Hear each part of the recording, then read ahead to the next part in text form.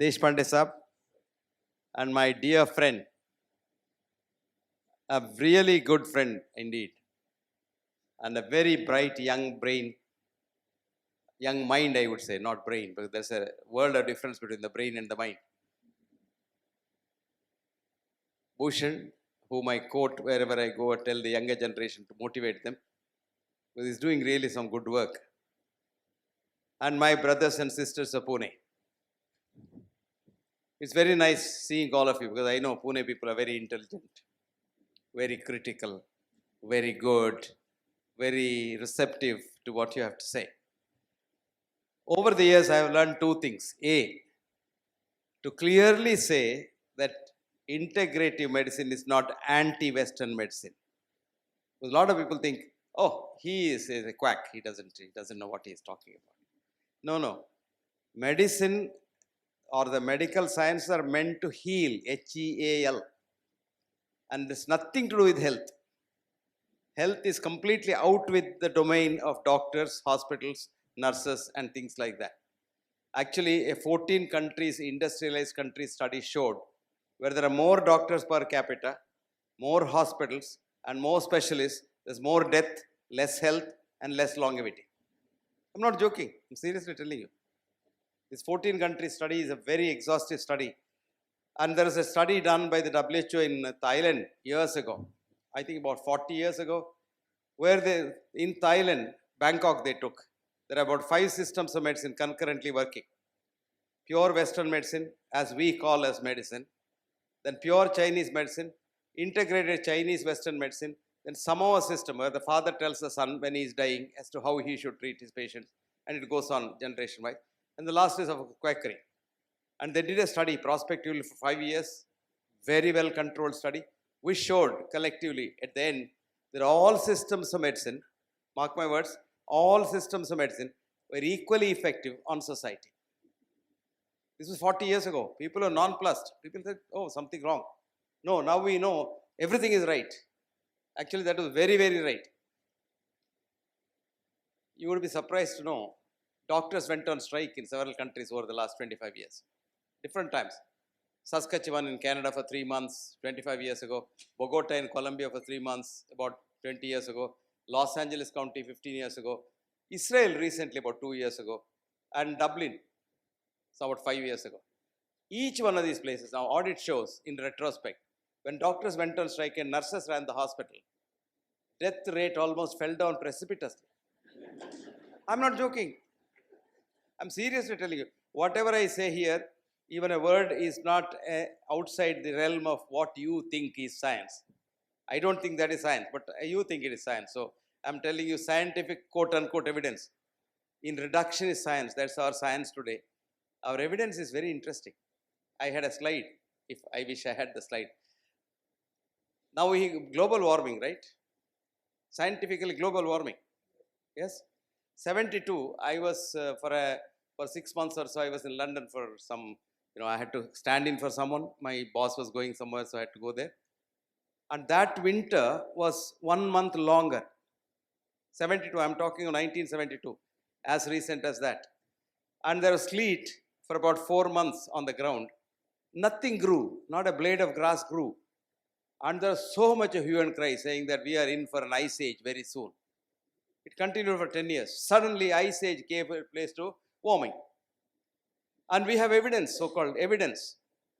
Ultimately, then the evidence is not correct. They say, well, I didn't look at the data. My secretary collected the data and the data was wrong or something like that. That's the explanation you give. But we don't say reductionist science doesn't have evidence. We say evidence-based science. What is the evidence? That's why I've got a nice slide. All our evidence is surrogate evidence. If you want to say world is warming, I can get you a slide to show how the ladies' underwear has been becoming smaller and smaller and smaller and smaller in the last 200 years. Have you seen that? 18th century England, if you see, the underwear used to come up to this. And it's come now almost invisible. That stage it has come to. Naturally, the world is warming, very, very hot. So this is the kind of evidence we have. Supposing, let us say, God forbid, one of us has cancer. We go to the doctor. What do? They do a biopsy of that cancer, right? And then take the cells, put in the glass slide, smear them correctly, squeeze them out, and then poison with hematoxin and eosin, and then completely kill the cell, and look under the electron microscope, this microscope, that microscope. What is looking at? Tombstone of the dead cells.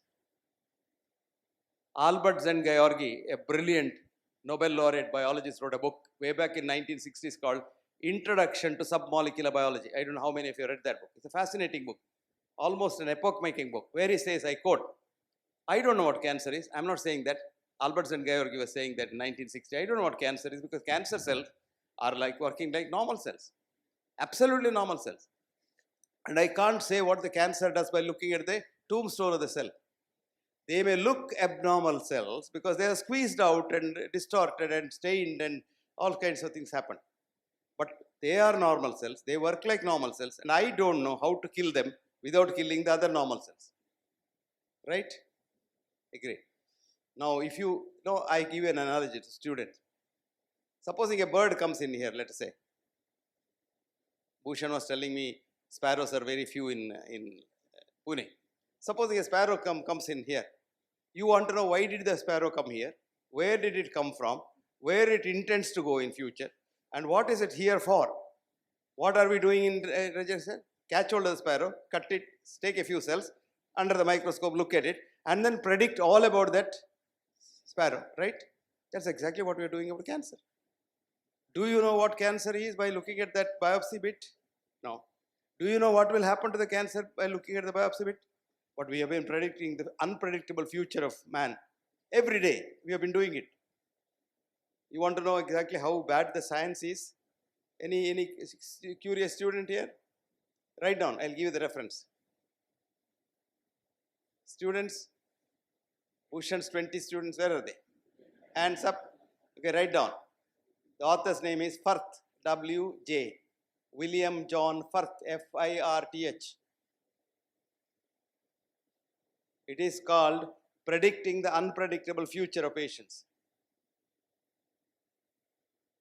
The journal's name is British Medical Journal, BMJ.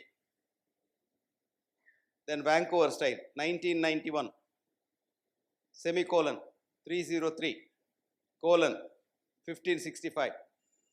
Please read this article. It's about 5-6 pages, very tough physics, but at the end of it, you will realize how foolish we have been.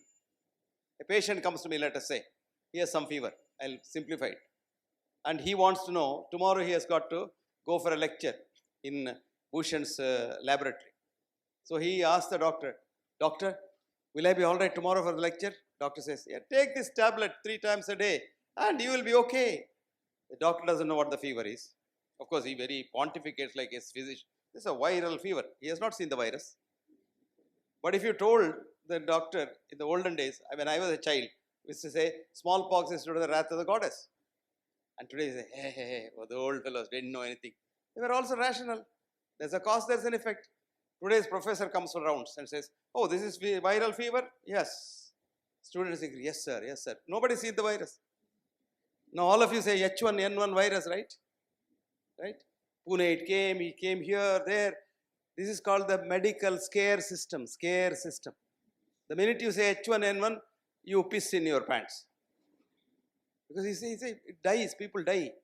They created this scare in 2009 to sell a drug which was not selling. It's called Zardovidine. So what did they, Tamiflu they call it, Tamiflu. This company which was manufacturing Tamiflu and had the world right for marketing it is the company which made this test, which is called H1N1 test. You go to the laboratory and get a test done. It has not been authenticated by any independent agency. It has not come from anybody. It has come from the company. So the specificity and sensitivity of the test is less than 50%, which means whether it is positive or negative, it doesn't mean at all.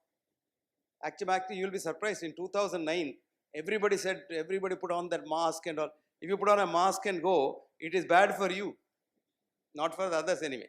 Others, nothing happens because flu doesn't jump like that. You catch a cold, you catch a virus. It goes by this handle. Your mobile phone is the most dangerous, or bus handle, door knobs. But if you have a brass knob, it's good because the virus doesn't live long there. Brass knob kills the virus so fast.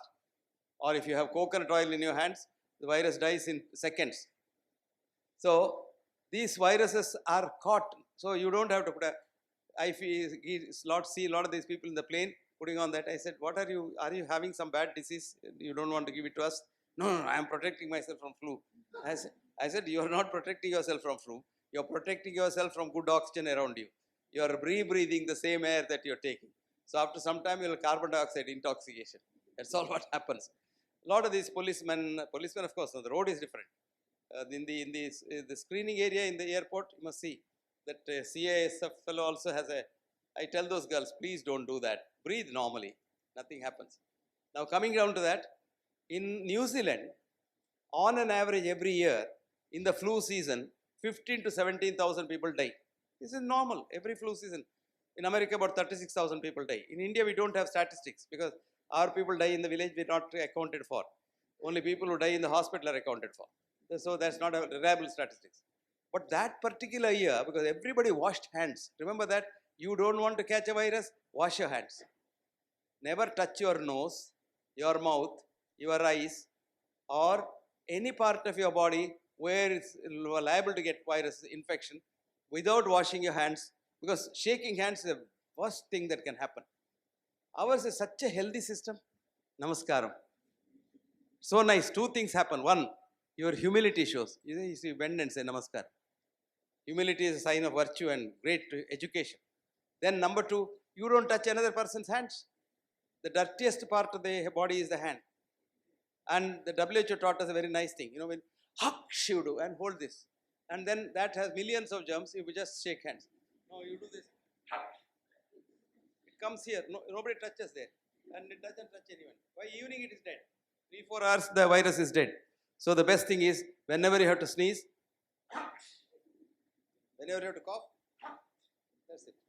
Anyway, New Zealand that year, because everybody washed hands, only 3,000 people died.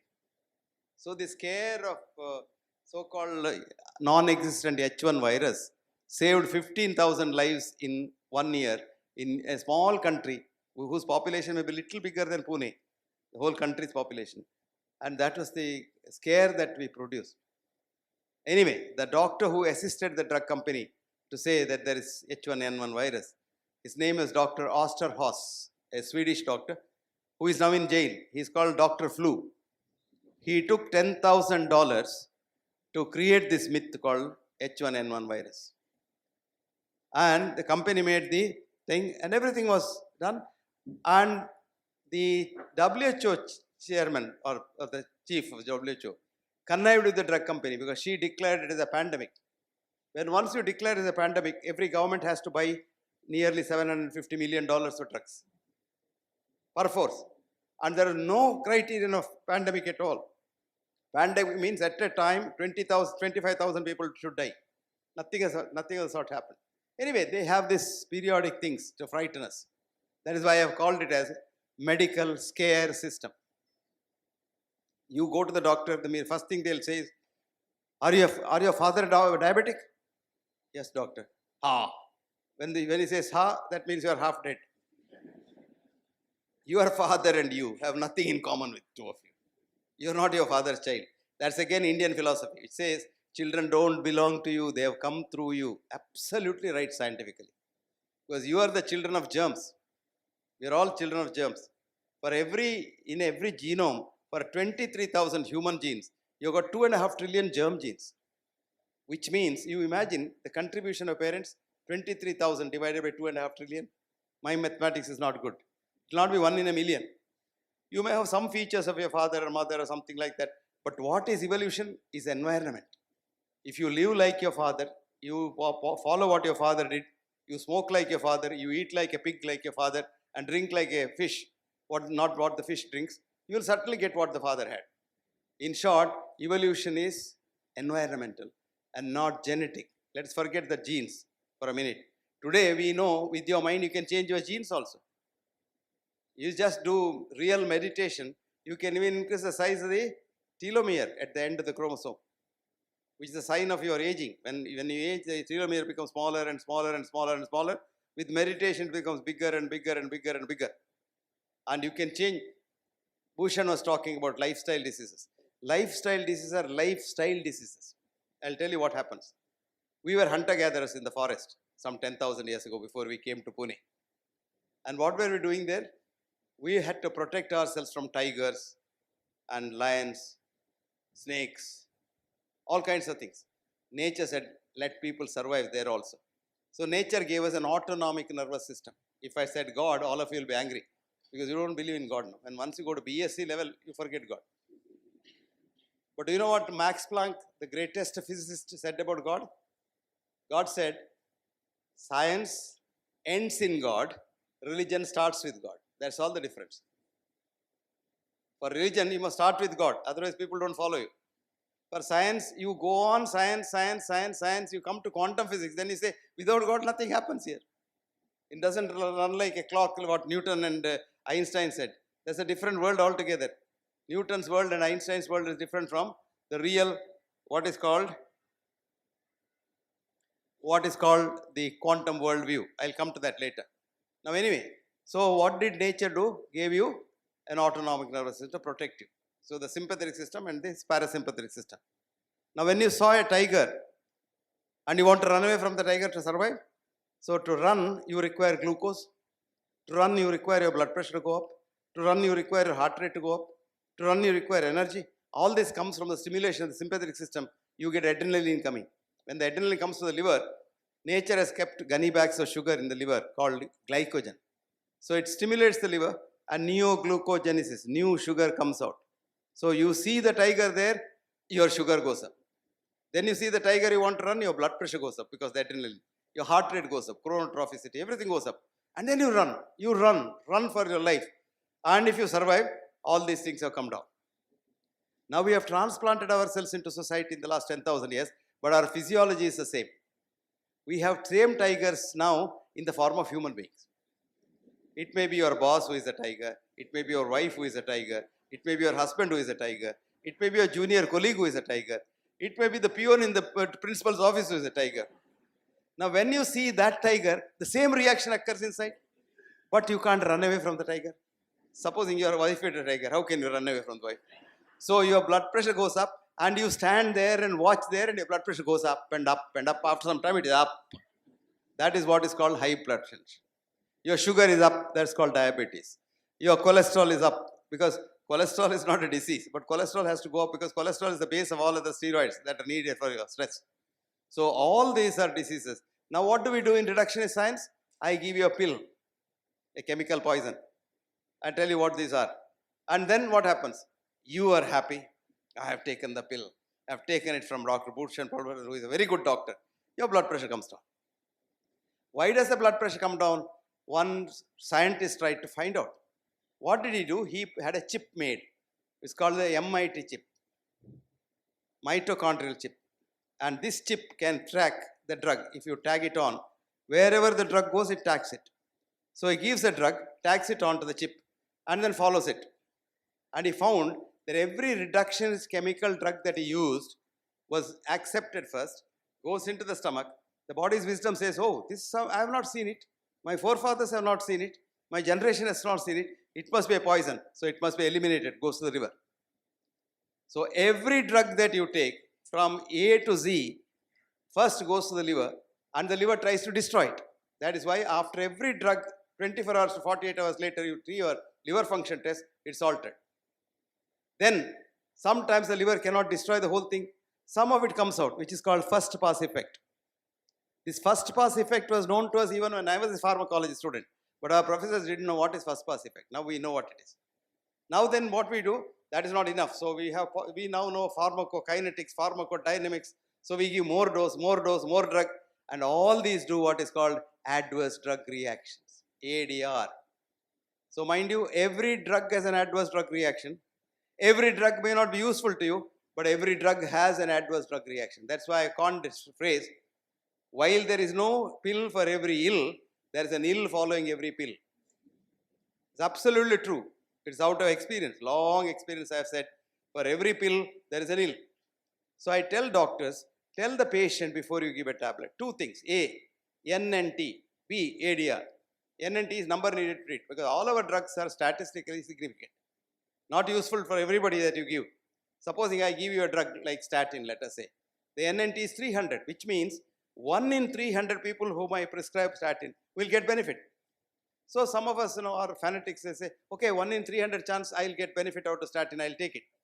Then tell him what is the ADR risk? 5%. That means 299 people who take the drug unnecessarily have 5% risk of almost dying. So now look at the whole balance. One patient gets benefit, 299 don't get benefit. 6 into 299 is about 18, 17 people. 17 people die. So in the balance, I have given statin to 300 Punites, and I can be very certain of benefit for one person. And I am absolutely certain of harm to 17 people. Nice, isn't it? Now, the largest study of antihypertensive drugs in the what is called the MRC, mild to moderate hypertension study, which is published in 1985, showed NNT for antihypertensive drugs is 850. To benefit one patient with the fond hope of stroke or heart attack avoidance in the next 5 years, I am harming 850 people unnecessarily. And there, of course, the ADR risk is 2%, which means 8.5 into 2 is 16 people. 16 people will die in next 5 years. One man might be saved. What is the balance? If you know all this, will you take these drugs? Now you can study this MIT study, mitochondrial study. Write down. Mitochondria as chi. Chi means energy. Mitochondria as chi, CHI. In Chinese language is energy. And the man's name is Wallace, Wallace, D.C. Wallace, Douglas C. Wallace. He is a professor of genetics in Washington University. And the article is in a journal called Genetics.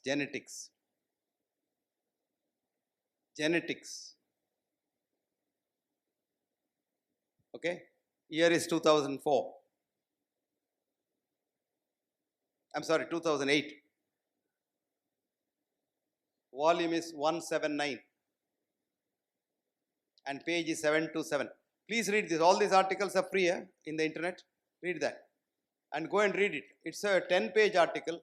It will take at least 2 days to understand it with very complicated genetics in it. And very interesting message is the Ayurvedic drugs which he tried, not from India, the Tibetan drugs, herbal drugs he tried, they were not having any one of these reactions.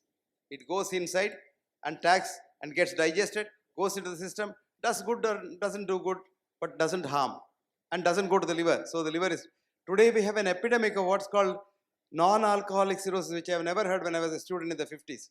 Only alcoholics used to get cirrhosis. Now ordinary people, anybody goes to the doctor and says, slight touch of fatty liver. My God, I get about 100 and 150 consultations, free consultations, the email every day. Half of it is fatty liver.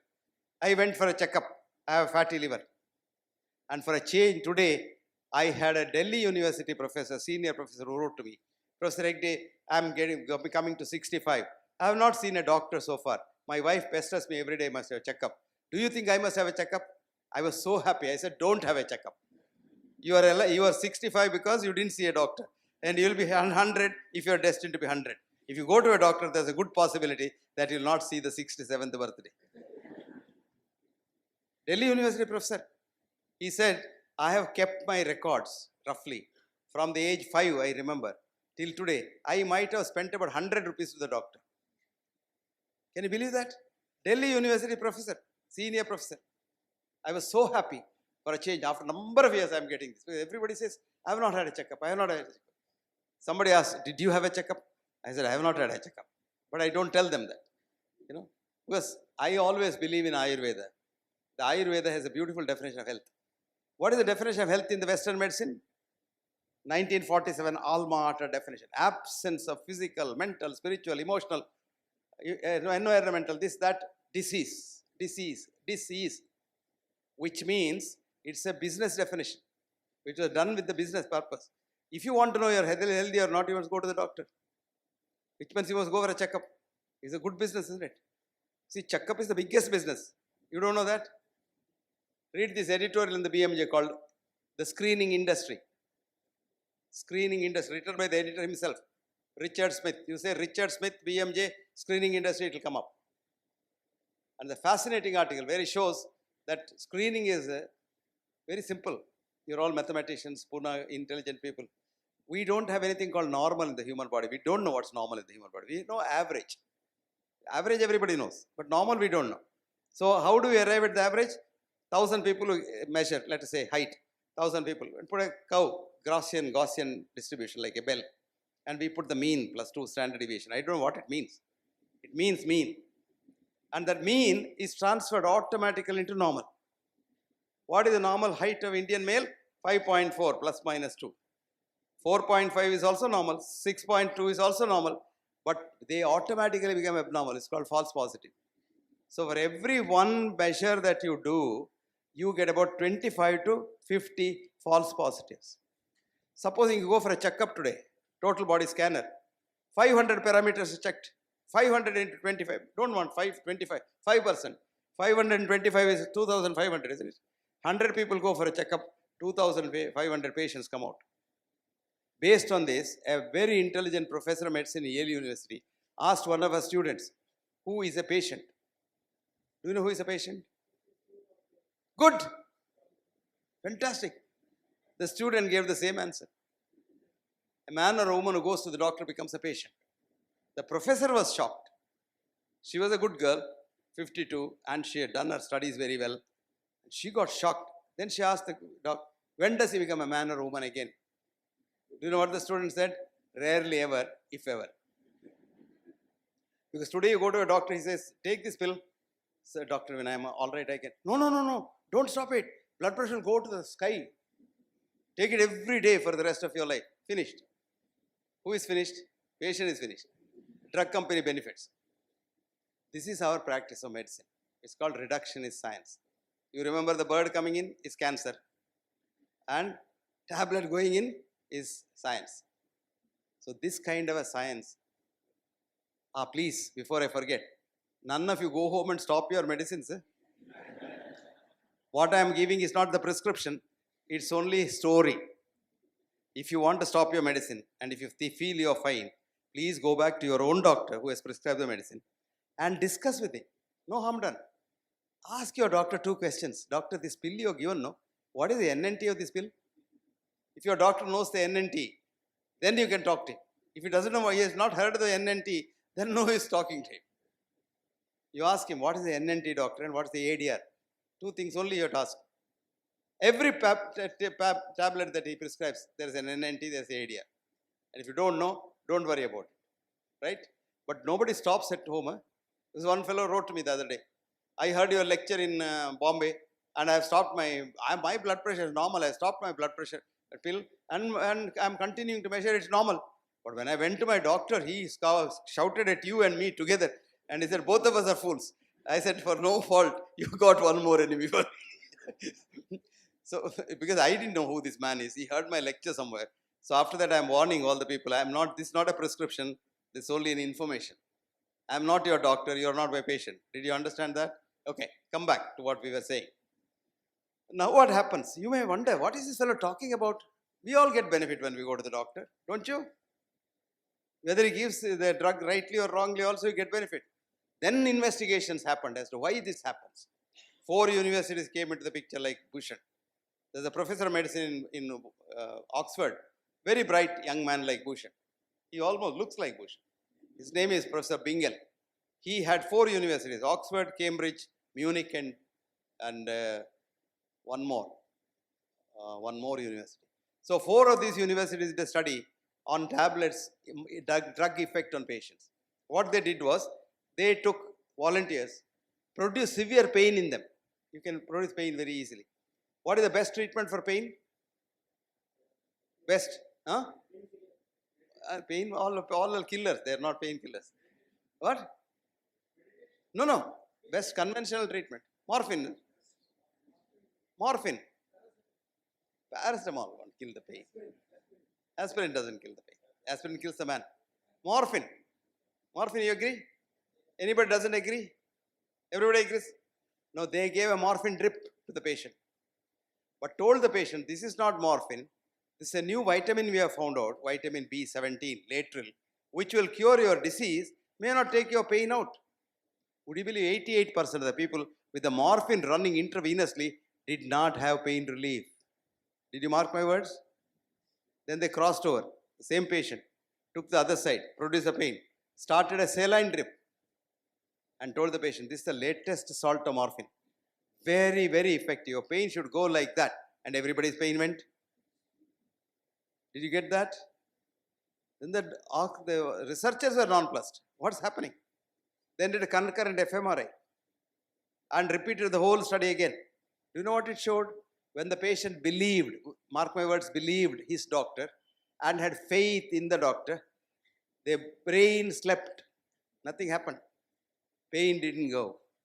When the patient believed the doctor, the forebrain started functioning so powerfully that it produced very powerful opioids which killed the pain. In short, your pain relief or your disease relief comes from your own body. That's what Bhushan said a little while ago. Your own body treats your own disease. That is why you are made like that with a wonderful doctor built into you. He has no degree, but he is built into you so that you are not made and sent here thinking that the doctors will come. Pune will have so many, this clinic, that clinic, 5-star hospital, all corporate monstrosities. But you are sent here to say that you live as long as you live unless something adverse happens. So, your own immune system keeps you going. Did you understand that? Now, students, read this article. The placebo effect. The placebo effect. Placebo in Latin means I please. When once you are pleased, you are okay. The first author's name is Bingel, B-I-N-G-E-L. Bingel et al. You write. And a very prestigious journal, Science Translational Medicine, STM it's called, STM. 2011, volume 3, page 70. Please read this. It's a fascinating work. And it shows you how your body has a fantastic capacity to heal itself. Now this we know in quantum physics. It's called quantum healing. I want all of you to read this beautiful book written by a brilliant Indian quantum physicist who teaches quantum physics in the University of Irvine. His name is Amit Goswami. Amit is a Bengali, very brilliant Bengali, a good physicist, and he is one of the top quantum physicists in America. The 3 people who originally started the CERN reactor, he is one of them. Of course, he now thinks CERN is a waste. But then, it goes on because once you start the research, they don't want to stop it because research is the thing that gets their money. So CERN goes on, and every 10 years, the research current is coming back and say, we have almost found the God particle. Almost. I wrote to them, why 99%? Why not 100%? Very soon the 99% disappeared because the energy dissipated. Entropy. The whole world is on entropy. So energy dissipated. That's what happens to human beings. We also follow entropy. And then you say when you are 50, I can't walk. I'm just old. I'm tired. And if you think like that, you're tired. And by another 2 years, you're in bed. You should be able to see human beings can get over entropy because there is another kind of entropy called negative entropy. Have you heard that? Evolution. We evolve. We live on sun's energy. We live on food. We live on so many things. And we live on love.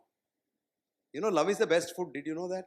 We live on love. Love doesn't have the spelling of L-U-S-T. That's not the love. The love I'm talking about is the spelling of C-O-M-P-A-S-S-I-O-N. Okay, that's the love. And that really keeps you going. So, all of us must develop what's called negative entropy to counteract the normal entropy in the world. Anything is normal. Say, ice cube you keep, entropy disappears after some time. Anything you keep, it goes away. But man should not happen like that. We are given the power. That's what Bhushan was talking about, yoga, pranayama, meditation, etc., etc. This gives you that energy, plus universal compassion. So for which we have now changed the definition of health. And the IOM, Institute of Medicine, which is the highest audit body in America, has accepted our definition. And the definition is enthusiasm to work. You get up in the morning and ask yourself, do I want to go to work or do I have to go to work? If the answer is the second one, you are not healthy. You have had a checkup already. Did you understand that? That's the best checkup. But if you say, I want to go to work, fine. Enthusiasm to be compassionate. Do I have to do something for someone? And most of you think doing something for someone is their benefit, not my benefit. No. Helping others is your benefit. Did you know what's happiness? Happiness is not buying a big car, building a 10-bedroom house. Because 10 bedroom, you can't sleep in all the 10 bedrooms in a given time. You can sleep in only one bedroom, isn't it? Buying a big car. What is a car for? Taking you from point A to point B. What does it matter whether it's a Maruti 800 or a Porsche? The difference is your ego. I was in Pune about 3 months ago for some lecture. One very rich man in Pune took me for dinner in his car, big car. Then after some time he said, "Oh, look at these people now. They are manufacturing cheaper varieties of this car. After all, why do you own this car like this? You want that exclusivity. I only can own this car." Now every riffraff has the same car. They're making it for very 30 lakhs, 40 lakhs. So everybody buys. I want it to be only 90 lakhs, 1 crore car. Only PM Hegde can own it. That means he's singled out. I was feeling sorry for the man. I said, he doesn't have an enlightenment at all. What is enlightenment really? You have to be humble. Humble and humble. There's a beautiful Kannada couplet. I'll tell that in Kannada and then translate it. Yeruvanu Ravi. Kattalodane Jagaladuvan. ಏರಿದಂತೆಲೇ ಚಿಕ್ಕವನಾಗಿ ತೋರುವನು, ಏರಿದವನು ಚಿಕ್ಕವನಾಗಿರಬೇಕಿಲೇ ಎಂಬ ಮಾತನ್ನು ಜಗಕ್ಕೆ ಸಾರುವನು. Sun rises in the morning, fighting darkness. And as he comes up, he becomes smaller and smaller and smaller and smaller. Proclaiming to the world that higher you go, the humbler you should be. What a beautiful thing. Fantastic thing. These poets, are fantastic people sometimes. That's exactly what Christina wrote about this, giving compassion. She said, if love is what you give away, love is what comes back each day. What a beautiful thought. I slightly changed it. If compassion is what you give away, compassion is what comes back each day. If happiness is what you give away, happiness comes back each day. So a simple formula for to be happy is A. Forget about I want to be happy. The two things are preventing your happiness. I and want. Now remove I, want happy. Take off what? Happy. You are happy anyway. So what's preventing it? I and want. So two things. Reduce your wants and then remove your I. I is what? I, illness. Convert it into we, wellness. As simple as that. So we belong to a fraternity. We belong to a family. In the good old days, we used to have large families. When I was a small child in my father's house, we were about 66 people in the house. 66 people. And I still remember, morning sometimes the idli is less or idli doesn't come out well. So one idli is cut into 4 pieces or 8 pieces and then 3 pieces are put. Then you are told, you have 3 idlis. 3 idlis means 3/4 of an idli. But it's 3 idlis. But psychologically you're happy because everybody has 3 idlis. See, when you are unhappy, somebody gets 4 idlis and you get 1 idli, you are unhappy. So everybody gets the same 3/4 of an idli, you are happy. Supposing I told you, tomorrow Pune is going to have an earthquake and all of you die, you are not worried. You go home and sleep. Supposing I single out one of you and say, tomorrow you are going to die, you will never sleep because you are jealous of others living. This is the problem with us. Happiness is in yourself and you can destroy the happiness. So all this means health is simply enthusiasm to work and enthusiasm to be compassionate, which has nothing to do with physical illness. For the simple reason, if you think for a minute, that Steve Hawkins, who has a disease which, according to my textbooks bullshit, he should be dead in 2 years after diagnosis, called amyotrophic lateral sclerosis.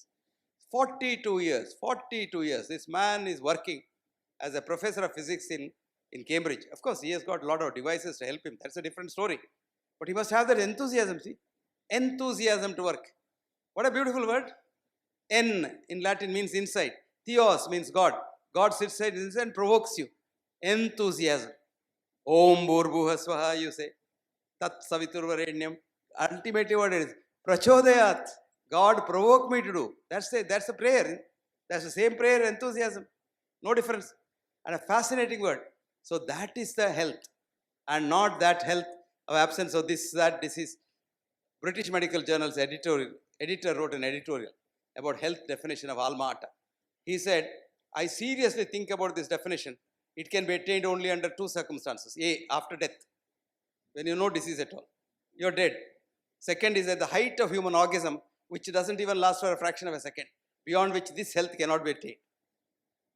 So why that definition? Because you want to fatten the purse of the industry. That's all. So everything is for the industry. So now you know your health is in your hands, your own hands. I'll give an example. A lot of people get relief if they went to Shirdi or if they went to Lourdes. You know, a lot of people go to Lourdes. I'm talking of the West with the water. A lot of them get benefit. Do you know how it happens? Quantum healing. The minute you think you are cured, you just have to think seriously. Believe in it. Not just say, I will think because BMX has asked me to think. No, no. You must believe in it that if I went to Shirdi, I will be cured. You must believe in it. And then what happens is the quantum healing starts. What is in quantum physics? Your body is not your body. Your body is energy. Energy is matter, matter is energy, which is called a-duality in quantum physics. The man who found out, Hans Peter Dürr, who was till recently my co-editor in our journal, fascinating old man. He was 89, so enthusiastic. He doesn't carry a cell phone because he believes nuclear energy is very bad. He's a nuclear scientist. And he goes all over the world, and his wife doesn't know where he is. So she'll occasionally call me, do you know where Peter? I have lost him. 2 months he is not there. He said he is going to China, and now they say he is with you. Where is he? She doesn't know. Such a nice girl, I tell you, his wife. So this fellow, ultimately, when he died, he had cancer. 15 years he had cancer. He never took any treatment. And he was going about it. Don't care at all. And he will sleep at 2 o'clock, 3 o'clock, and get up at 4 o'clock and again work. And such a fascinating man. He wrote in his paper for you. Write down. Matter is not made out of matter. It's a very good paper for lay people to read. You will understand quantum physics if you read this paper. Matter is not made out of matter. His name is Hans, H-A-N-S, Peter, P-E-T-E-R, Dürr, D-U-R-R. I quote what he wrote. I am a nuclear physicist. My job is to look at matter at its subtlest level, subtlest level, subtlest level. I have trained for my PhD with Edward Teller, the father of the hydrogen bomb. And when I found out he was doing hydrogen bomb, I left him and came back to Germany and joined Einstein and others in the Max Planck Institute. Ever since that time, that was in 1955, I have been a nuclear scientist looking at matter. And one fine day, I see there is no matter at all. Was I worried? No, I was expecting it, he says. And I call this as a-duality, no duality between matter and energy. But who am I in front of the Indian sages of yore who called it as Advaita? What a beautiful thing. Who is saying that? Hans Peter Dürr, who can't even speak English fluently, but can really speak Sanskrit.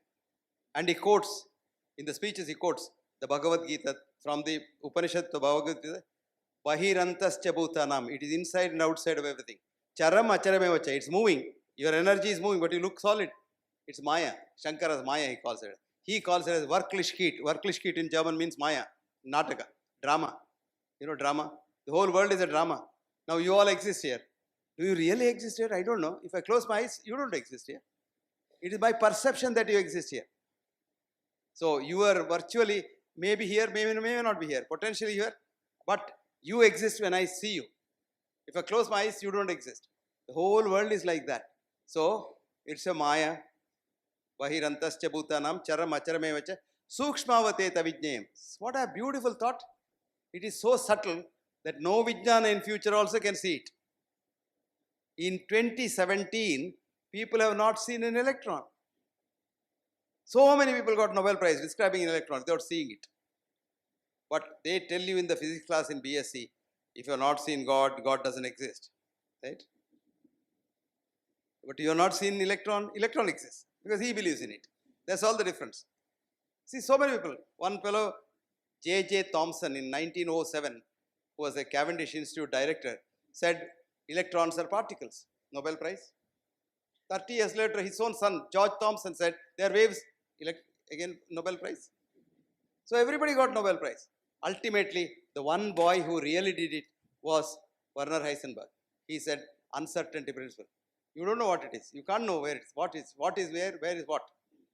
And this boy says, I understood it after understanding Indian philosophy. Werner Heisenberg says, I understood my quantum physics. One of the top quantum physics, Nobel laureate quantum physics says, I understood quantum physics only after understanding Indian philosophy. Can you believe that? You and I don't, because we don't believe in Indian philosophy. We don't think India exists. We think only the British gave it to us. And because even after independence for over 70 years, we had RNIs as our leaders. RNI, resident non-Indians. You don't know them. You know NRIs. No, but we have most RNIs here, resident non-Indians. They are not Indians. They live here with their mind in America or England or Europe. And we had those RNIs as our chief. So they condemned India for everything. Even today there are people who condemn India. They say, what is this rubbish? But these people say, Werner Heisenberg says, I understood quantum physics. Of course, Fritjof Capra has written a book for all of you, The Tao of Physics, where he says, I understood quantum physics when I was sleeping in the sands of, Konark, on the beach. When this hot sand, the vibration was going up, then I knew the dance of Shiva, that's the dance of the electrons. But Werner Heisenberg saying is something fantastic. And who is saying that? Again, Max Planck. Max Planck says Indian philosophy is quantum physics. Whole quantum worldview is Indian. You can comprehend much more than what you can grasp. What is science, Western science, do you know? Fishnet hypothesis. Have you heard of fishnet hypothesis? Who has heard of fishnet? Who are BSc students here? MSc students here? Fishnet hypothesis. Sir Arthur Stanley Eddington, a Nobel laureate physicist in England. You know, madam? You know? You said you raised your hand. Dupatta? No. Ichthyologists means fish specialists, wanted to study fish. So went to the sea, caught fish, took their laboratories and used the vernier caliper, this, that, and measured the fish up and down, down below, produced evidence to say that all sea fish should be more than 2 inches in length. Why? Their net had that hole. So after 10 years, another group of ichthyologists went to the sea with a different net, with a smaller hole, that caught even half an inch fish. So they said all sea fish is half an inch. That's another hypothesis. This is called fish net hypothesis. So Western reductionist science is so reductionist, it doesn't know what's happening on the other side of the room. And that's called fish net hypothesis. It's a very important hypothesis in science. And Arthur Stanley Eddington is a big man. He got the Nobel Prize thanks to our friend, who is that? Einstein. He was Einstein's friend. Because Einstein's theories were all proved wrong by 16 experiments. But only this fellow said, no, I am going to repeat that experiment. And he alone did the experiment, said Einstein is right, Newton is wrong. So Einstein said, okay, this fellow must get a Nobel Prize. So he had the curve, or he got. So that's the story of our friend Stanley Arthur Eddington, who said science is after all fish net hypothesis. So friends, in the quantum worldview, you see this whole world not as a reality, but as happenings. So beautifully described by Krishna to Arjuna. When Arjuna says, whom am I fighting? I don't want to fight. Whom am I fighting? My own brothers, my own cousins, my own uncles, my own teacher, my own guru. How can I kill them? So he puts the Gandiva down. What does Krishna tell him? Anarya justam o Partha. You are not an Arya. That means you are not authentic. You are not a good human being. You promise something to your brother that you will fight on the strength of which he came to the war. Now in the war field you say, I am not going to fight. So you are Anarya justam o Partha. Akirti param. You will not get kirti. You will not. Aswargiyam. You will not never go to Swarga. So don't do that. You feel. Because you are not killing them. They are all dead. In quantum physics they are dead. You are only a nimitta matram. I am not joking. This is exactly what Hans Peter Dew says. Haps. Haps is happenings. They just happen. Time doesn't move. You know, it's 6 o'clock, 5 o'clock, all this is our conception. The movements happen. At 5 o'clock, we were in the Ferguson Road. At 6 o'clock, I am inside this hall. That's how time has changed. But time is the same. My grandmother's time also, the same time happened. Same thing happened. But we think time is moving. Then, of course, ordinary physics is right. Time and this and that, and then write books and stories, nice stories, you all read and pay money. But real thing is, time doesn't change, we change. That's called entropy. And we should stop that entropy by what's called negative entropy, by evolution. And that can be beautifully done by meditation, yoga, and pranayama. What a beautiful thought. Pranayama, movement of prana, the life energy. And I saw a beautiful book in one of the American schools of yoga. There are about 43 schools. One school I happened to go for a lecture and saw a book written by the owner of the school. And she has written Usha Yoga. Usha is her name. So Usha Yoga. All kinds of yogas are there. Here also people have their names. And then she has written Prana plus Yama, Pranayama. So I told her, don't bring Yama into this. Change the book. Don't bring Yama. Because of course, Yama is all right for we doctors. You don't know that? Vaidhyarajo namastubhyam, Yamaraja sahodara. You are Yama's brother. It's a compliment. Because Yama is the only god who is very ethical. He kills the dog or the king the same way. Whereas all of us, king the separate death and dog the different death. No, Yama same. It's a compliment. But the next one is Yamastu harati pranan. Yama only takes life. Vaidhyo pranan dhananicha. You take life and money both. It is money that has spoiled science. Up until money came into this world, science was pure. Science had compassion. Science had some love. Science had an aim to try and understand this world. But after money came, science became money because money spoils everything. You didn't know that. You didn't know? Before money came into the world, this world was so happy that nobody had any disease. When money came, disease came. Now recently, 2 months ago, there was a beautiful study published in the most prestigious journal called the Lancet. This study studied an aboriginal race called Shimea. It's spelled as Tsimane, Shimane. And the Shimane are a tribe in the deep down Amazon forest on the Bolivian side, on the Brazilian side. And these people lived up to 100 years. They don't even wear any dress. They are stark naked. And they know what to do and what treatment to take for any disease. And they are very happy and contented, absolutely contented. Now, this study was done and the Western science interpreted the study as saying that, see, they were working very hard. They were using 17,000 feet walking and our exercise is only 10,000, so they are better. And they are eating good food because they are eating the same food. But one thing they have never understood, what is their mind? A very interesting study of the mind. Where is the mind? Where is the mind? Never mind. Where is the mind? Younger generation. All over the body. All over the body. All over the body. Nobody wants to buy mind is in the brain. Man who said mind is in the brain got the Nobel Prize, man. So you may also get a Nobel Prize. Wilder Penfield was a Canadian neurosurgeon who said mind is in the brain in the 50s. Of course, in the 70s, he said, I'm sorry, mind cannot be in an organ like the brain. Mind is such a vast thing. Mind is a whole universe. Consciousness. Your whole consciousness is called your mind. And you are a part of this universal mind. So your mind and my mind are so closely connected. That's why I called you in the beginning, brothers and sisters of Pune, because you are closer to me than my sister. If I had one, I don't have one. But if I had one, you're closer than to me because you're closer now. My sister is not here. So my mind and your mind, my body, your body is very close. We are brothers, sisters. So this concept of the mind is the body. Remember that? Mind is simply the illusion which you see as a human body. Which means if you have a pain in the neck, you are not having a pain in the neck, you are a pain in the neck. Did you understand that? Once you understand that, you can very easily get rid of the pain. There was this girl who should have got the Nobel Prize because she did some fantastic work in the NIH. Her name is Candace Pert. And she, for the first time, found out there are opiate receptors outside the brain. And this, she took so much of time, but her boss wanted to steal the data. He's a big man, Saul Snyder, NIH chief. NIH is a palace in science in America, and he was a chief. So he stole her data when she was on holiday and quickly went and published it and got the Lasker Award and published it for the Nobel Prize, which was picked up. This girl came and found out the thing, went to the Nobel Committee, fought.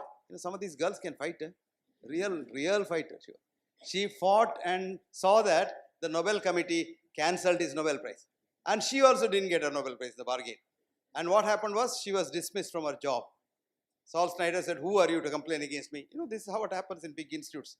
Boss is boss is a tiger now. So her blood pressure started going up. So she was thrown out. But she wrote this book called Molecules of Emotion. Write down, Molecules of Emotion. Fascinating book, where she writes in one chapter, when you get a headache, you don't reach to the tablet cupboard. You simply sit in a quiet room and sit and meditate. And 10 minutes, your own body releases such powerful opioids that your headache simply disappears. Time has come, she said, to meditate and elevate our consciousness. What a beautiful thought. Who writes that? Candace Pert writes in a beautiful book called Molecules of Emotion. So this is the basis of Indian yoga system. Yoga is not kusti. You know what you see in the television? Chiram Sukham Asanam. That's asana is for Sthira It's constant ease. Really the Chitta Vritti Nirodha Yoga. Chitta is that level of mind where ego gets in. You look at the child, Manas, very happy child.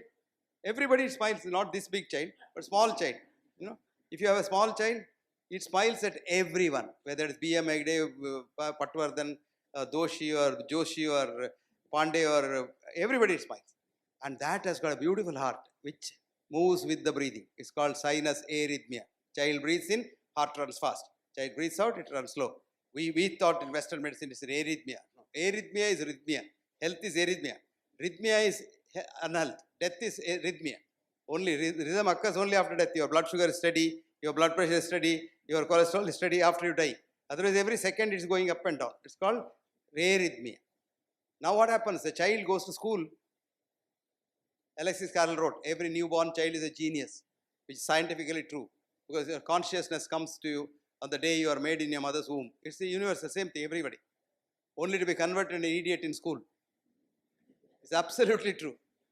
So he goes to the school. What happens? Buddhi. There you are told, this is B.M. Hegde, that's Patwardhan, this is Doshi, that's Joshi, and things like that. Then the child learns. Then it smiles only at B.M. Hegde if he likes it, or it frowns at, and then the heart rate becomes regular and regular and regular. Then you still go either up from Buddhi, you come to Chitta. Chitta is when you're little old, you're a teenager, then you say, I, you know. Then you put on those tight pants and, skirts above the bottom and things like that. That's the time you get aham, I. At that stage, I don't like Bhushan Patwardhan. I don't like B.M. Hegde. That's where the problem starts. That's the Chitta level, Vritti starts. So Patanjali said, Chitta, Vritti, Nirodha, Yoga. Then you go to the next level. What's the next level? Purusha. And you say, okay, all right, you don't like B.M. Hegde, forget about him. Let him go to dogs. What does it matter? You are okay for temporarily, but not fully okay. To be fully okay, Purusha, Shrestha, Ishvara, the fifth level of mind. Ishvara, one with the surrounding. So he says he goes out to help. He sees B.M. Hegde there, he says, oh, poor man, it's 7 o'clock, he's come from Bangalore, whether he's had food or not, let me go out, get him in, get him a cup of coffee. That level if you reach, I tell you, you have no disease whatsoever. Now come back to the mind of the Simane, Shimane tribe. Absolutely child's mind. They love everyone, laugh at everyone, live together and share together. They're absolutely like a child. There's another study called the Innu community study. And this was done long back in 1950s. And Innus are an aboriginal race off the coast of Saskatchewan. They are no touch with reality at all. And then written documents, they said no disease. No common cold to cancer, nothing. And they lived 100 years or died because of predation. Now 1732, a Canadian company came there called Williams Company. No, Hudson Bay Company. Hudson Bay Company came and started a barter trade. Said, okay, you give your hide to us, we will give you biscuit, we'll give you soap, we'll give you scent, etc., etc. Problem started. To cut the long story short, today every Innu is a Canadian citizen, and every Innu has got every disease which a Canadian Caucasian gets 10 years before. The Canadian Caucasians get heart attack in the 5th decade, these people get 4th decade. What has changed for them? Money and their lifestyle change. So now put these two things together and see what has changed. Mind has changed. You have sold your soul with money to the devil and you hate everyone in this world. You want to be one up. I am having a Mercedes car, you must have a Jaguar car. I am having a Jaguar car, you want to have something bigger than that. This goes on in this world. It's a rat race and we don't love one another. So the whole study which showed in the Lancet that they were not better off because they were walking more or they were running more or they were not having clothes. They were better off because their mind was like a child's mind. Innu's mind was like a child's mind. And if you're a child's mind, you don't get a heart attack at all. I have done a lot of studies on these hearts which are bad. We give them pranayama and get them back HRV, and they're fine. They're fine. And pranayama, you start loving people. The minute you start loving people, your heart improves so much, I tell you. So I always tell people, love the world, you live forever. Of course, that ever doesn't mean you will be here forever. That, of course, in a doctor's dilemma, this Bernard Shaw has written, never try to live here forever, you will never succeed. Because you have to die, nature's thing is you have to die. But you can always postpone that to the maximum extent possible. But in India, what happens? We are always good in jumping queue. You always join the queue when you're born, queue of death. Some of us jump the queue and go a little faster. But others, go in the same queue at the back and they continue. They jug on and on and on. So what is ultimately important is the mind is our boss. And where is the mind? Never mind. But you must know your mind and try to control the mind. I always tell people, you take a body bath. Body doesn't exist, but you take a bath. And for that, what fuss? You have this soap, this shampoo, that shampoo. And oh my God, you have spent so much money for this. But when did you take a bath for the mind? I tell them daily take a bath for the mind. That's meditation. And meditation, especially pranayama, anuloma, viloma, pranayama. Do you know what I do? I breathe in, say, let me be more compassionate. Let all hatred, greed, jealousy, anger, pride run away. Keep on doing that. Sit for 10 minutes and do that. I tell you, you become so tranquil. If you are very angry with somebody, do that. Sit back and breathe deeply. You forget who you are angry with. You may even go and hug that man. Because, you just forget. So, the whole thing is in your mind. And mind is the environment for health. And I have written an article which is the internet, you can see. Health is environmental, not genetic, nothing. It's environmental. And your environment is not just the environment that we talk about. Heat, cold, food, this, that, water, air. They're all secondary. What is most important? Your most important environment that's keeping you here? Your mind. So mind your mind and you will be very healthy. Thank you very much.